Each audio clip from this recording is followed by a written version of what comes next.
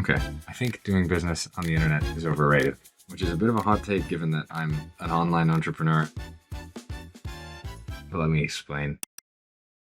One of the key ideas I've been toying with a lot is trying to think like, if I was in 1995, how would I do this? And bear in mind, I'm starting a new company right now, a venture-backed company, and I keep going back to this framework because like business hasn't fundamentally changed like since ever. In 1995, let's say you want to start a business. If you wanted to do cold outreach, you basically had to call people. Generally speaking, you'd want to go to meetups and basically get face to face. Like if you wanted to do a meeting with somebody, you get in front of them and you shake their hands. And I think that's like a lot more powerful, and people really underestimate especially online entrepreneurs. They underestimate how much money is made just because somebody makes the right introduction, or you know a guy who knows a guy.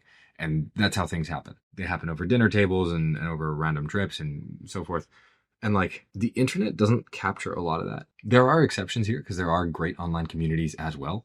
But I think applying this framework has actually made me extremely productive. Like today I was in the office virtually all day doing outreach, and like my singular goal is actually to get out of the office, find an excuse to go somewhere, to meet somebody who's strategic for the business, is particularly a pilot. Like my co-founder and I are actually trying to be on a farm by Thursday because there's this guy who recently bought a farm, and we're working with growth equity, and we're basically working with people who bought small businesses, and we just want to get boots on the ground. And this is, I think, such a valuable idea for entrepreneurs starting out, because you underestimate how much of a difference it makes to learn from people in person and just speak to them and things like that. Like the relationship depth you build by having an in-person relationship or kind of working relationship is so different, which is the same reason why it's worth, if you're an online entrepreneur, moving to a place where there are other people that you can learn from. Like that's one of the most worthwhile investments that you can actually make. If that's moving to Dubai or Bali or London, it doesn't matter, but like just move somewhere where you can get in front of people who you want to learn from, you want to do business with. The internet is not be all end all. And I think actually some of the best and biggest businesses, it's all happening in person. You just don't see it,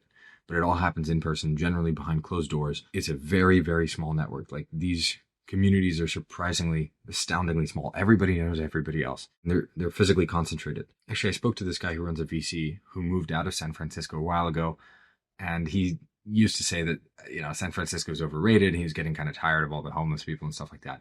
And now he said he's coming back because like you can't stop how strong of a network this city can be. And it depends on what you're building. SF is not the perfect city. There is no perfect city, but truth be told, business is a people game above all else. And yeah, there are times when you need to be just stuck in an office building something, when you need to ship something or the specific, get a project done, something like that. But like other than that, if you're actually doing the business part of it, or acquiring customers, developing business, that's done with people. And there's no better way of dealing with people than being with them directly. And I cannot understate how much of a large impact that has had on me and my business. Like coming to this whole program and stuff like that, like I am so much better off for it. And so much of it comes out of the relationships that I developed in person. And I cannot understate that. When you stay online as an online founder, you just isolate yourself completely.